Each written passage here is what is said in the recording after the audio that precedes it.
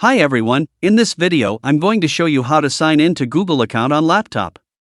If you frequently use a PC or laptop to access Google services, you'll need to log into your account first.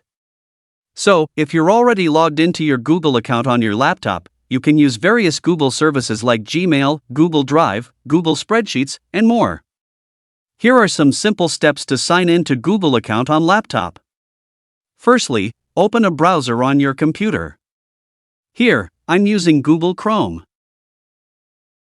Then, type google.com in the search bar. If no Google account is signed into your computer, there will be a sign-in option in the top right corner. So, just click on it. Enter your Gmail address here. Then click Next.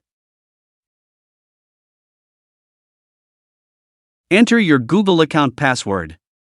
To verify that the password you typed is correct, check Show Password. The final step, click Next. You will be successfully signed in to your Google account on your computer. If two-step verification is enabled, please confirm with your device or account recovery number. Now you can use various Google services such as Gmail, Drive, Google Meet, Google Docs and others.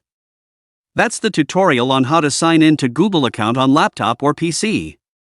I hope this video will help you. See you in the next video, thank you.